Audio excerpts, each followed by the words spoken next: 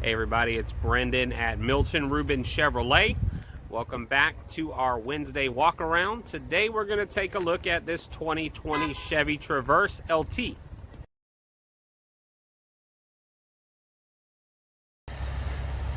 So as usual, we're going to start under the hood. Now Traverse has got two engine options. We've got this 3.6 V6. This is the same engine we use in the Impala, and also the base engine in the Camaro, other than that 2-liter turbo. So it's in several applications. It works very well for us. You can see right here at the back of the engine bay against the firewall, you've got your brake fluid and your coolant. Your engine oil, dipstick, and filler are right at the front there. Again, no power steering fluid. Battery is right here at the front as well. There's your hot lead if you need to jump it off. And washer fluid's actually on the cowl right here at the front.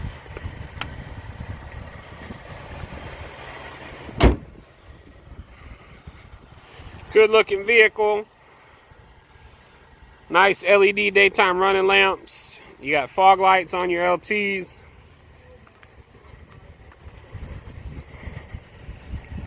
Got passive entry on all 4 doors. So you got your silver button on all your doors there.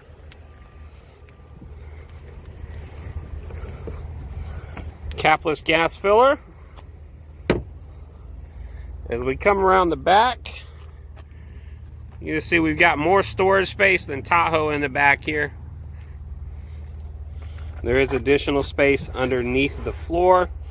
And then this tray will actually lift out, and your spare tire is underneath that. You're just going to pull these 4 wing nuts out. The whole thing will lift up out of there, and your spare tire and jack are underneath there. Now, of course, your seats do lay down. You'll notice you've got anchors for your car seats on all 3 seats in the back row, and then both seats in the second row there. To fold your seats down, you're just going to pull on this cloth loop, give it a push, and our second seat is in the way, but it will lay down completely flat. In the trunk here, we've got a 12-volt power outlet here. And then in the third row, on both sides, you get a USB port so you can plug in phones, iPods, MP3 players, whatever it is the kids might have. Power lift gate on this LT. So we're just going to push the button here, and our tailgate is going to close, or our lift gate rather. Now come around to the passenger side. You see we got a good 20-inch alloy wheel there. LT and above is going to have these split captain's chairs here. LS would have the single bench across the middle here, and we'll get a shot of one of those in just a minute. Now our passenger seat is what we call a smart slide seat. So you're just going to grab the handle here, give it a pull. The whole seat's going to slide forward like so. And you can actually leave your car seats on there. And you can see there is plenty of leg room back here. This vehicle actually has more third row leg room than any vehicle in this class. That does include Highlander, Honda Pilot, Dodge Journey, all of those SUVs. Now this sliding seat is on the curbside or the passenger side only, because we want our kids to get out on this side where there's going to be no traffic. You do have the child locks on the doors. And again, passive entry on all 4 doors. Power windows, power door locks, power mirrors, remote start. This one does have the blind spot warning, as well as the rear cross traffic alerts and the backup sensors. Let's hop inside and check the interior out. And so there's your air conditioner controls for the third zone or the back.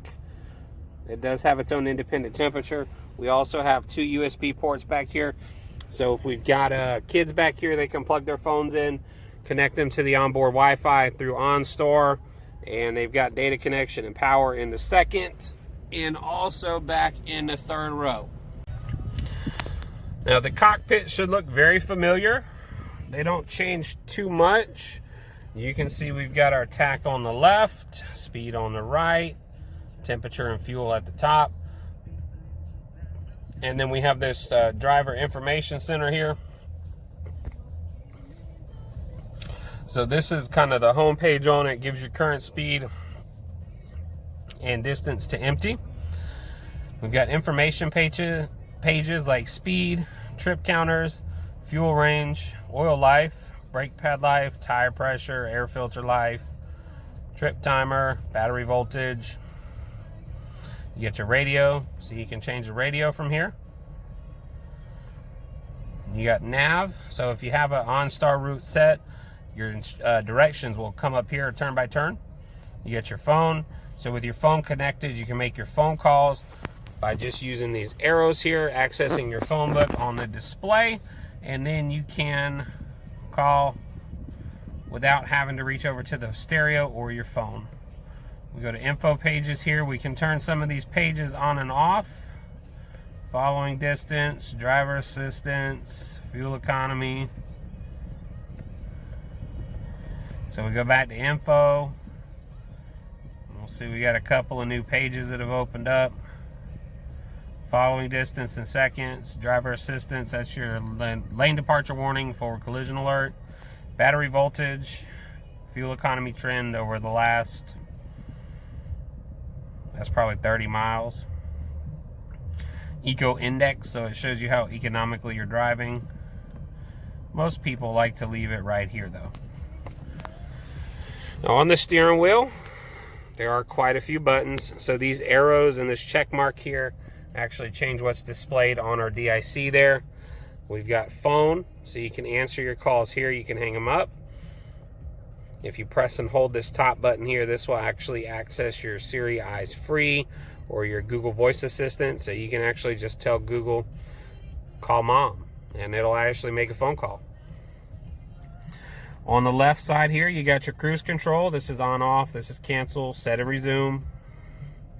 This changes the following distance on your forward collision alert.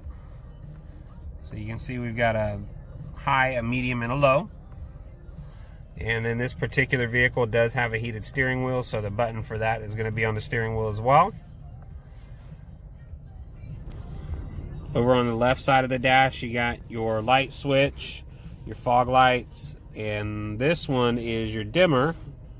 So you're just going to turn it based on how bright you need the dashboard for conditions, and then push the switch back in so you don't bump it by mistake and turn the dimmer, say, down. On the door panel, you got your left and your right mirror control. So we're going to press the left mirror. You see the little light comes on. We can use these arrows to move the mirror up and down and in and out right here. You've also got window lock for the rear windows. Now you can still open and close them from here. But that will actually lock the rear switches. Your front driver window is one touch up and down, so one touch to open it, and then same thing to put it back up. And you got your door locks right here by your handle.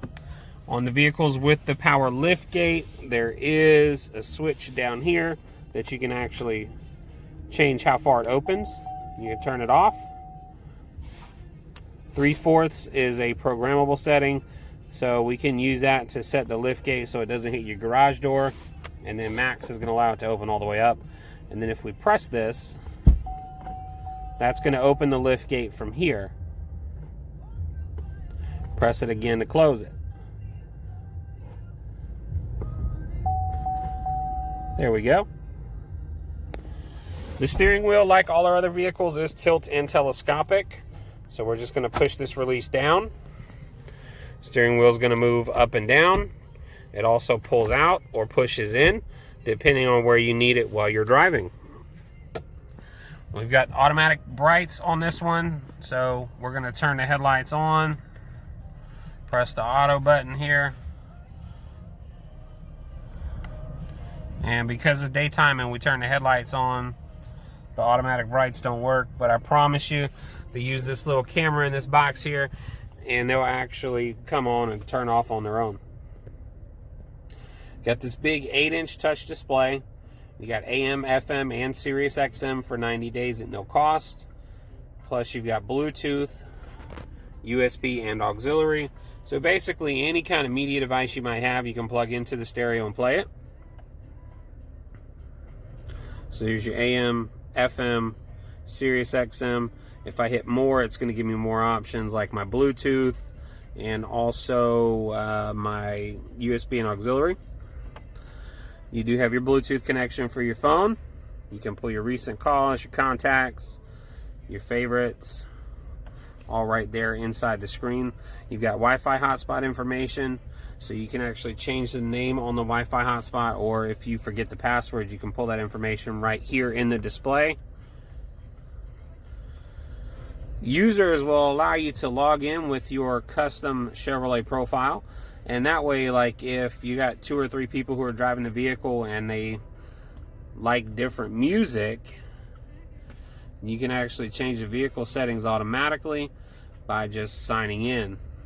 And that does work across the lineup with any vehicle that has this user menu option here. You do have Apple CarPlay and Android Auto, so you've got your built-in navigation through your smartphone. Just plug your phone in and the maps, calls, contacts, text messages, all the things you're going to use while you're driving actually populate on the display. Now this is one of my favorite features about the Traverse. We have a sliding stereo display. So that screen's actually going to slide up. We've got a compartment behind it. And then to press the button again, and the screen will slide back down. We can actually go to our settings here. Go to vehicle settings, and then we're going to go to valet mode right here. It's going to ask us for a PIN number.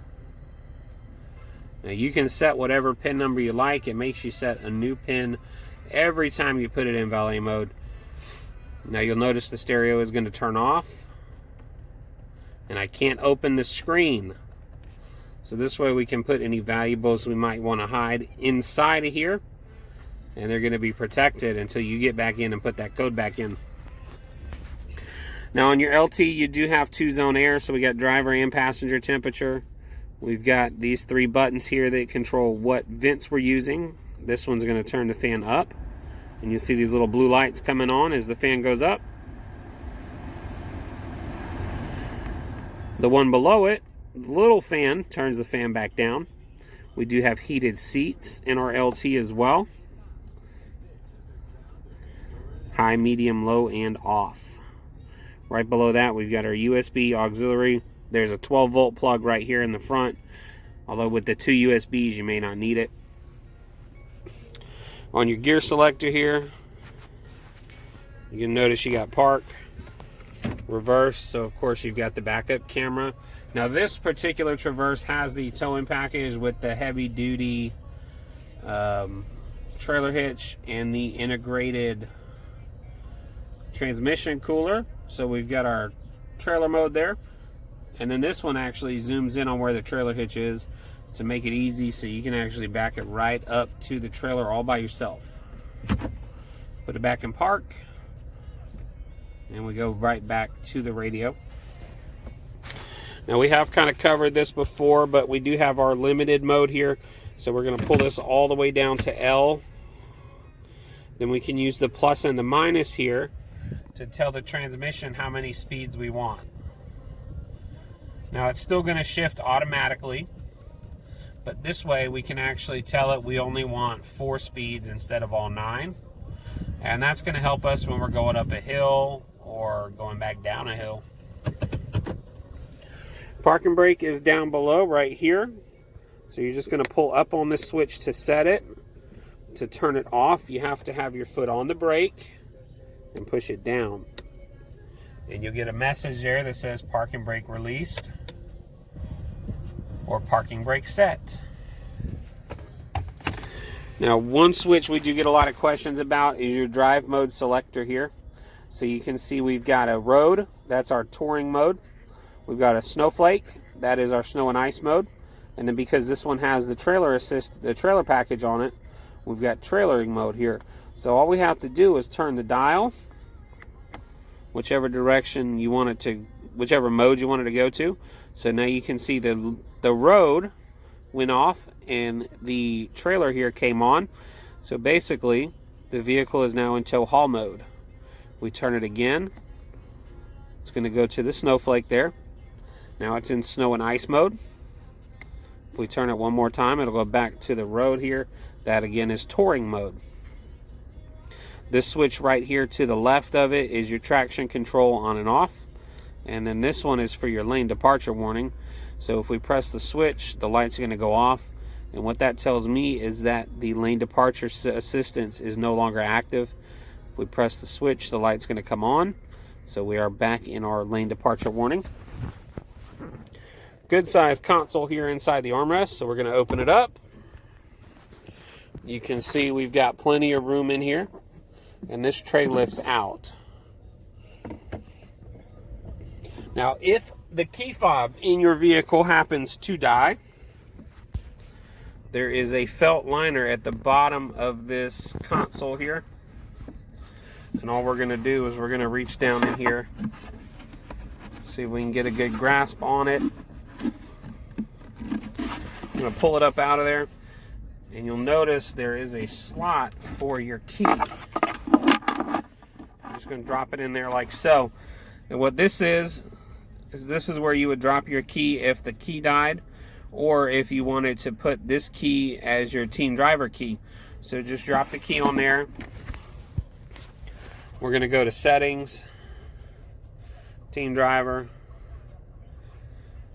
Put your PIN code in, whatever you want for your team driver.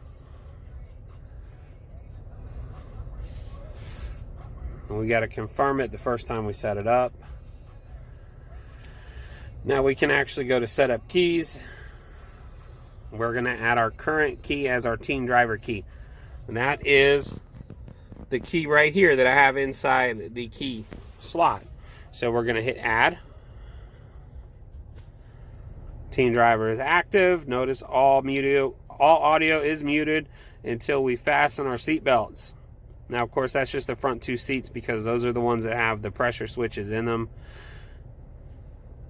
It's also going to do some other things like track how far your vehicle is being driven, how fast it got there, how many times it went over a certain speed, how many times it was wide open throttle, how many times the collision alert and forward automatic braking had to intervene, how many times the traction control, stability control, anti-lock brakes had to intervene, and then you do have this tailgate alert as well. So this is actually going to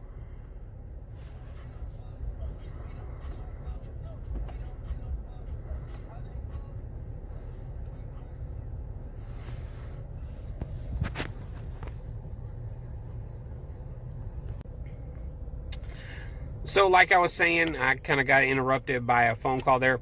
When we're in team driver mode, that's actually going to help us teach our kids to be better drivers. And as you can see, there is plenty of room back here.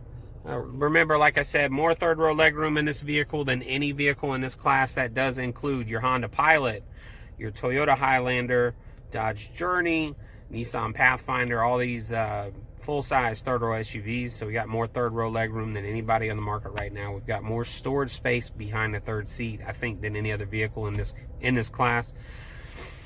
As always, guys, if you need any assistance, whether you're buying a car, selling a car, trading a car, call me, Brendan, your car guy, right here at Milton Ruben in Augusta. My direct number is 706-609-5847. Once again, that number is 706-609-5847. Have a great rest of your week. Guys, if you're social isolating this week, please stay safe and stay sane. We hope to see you soon.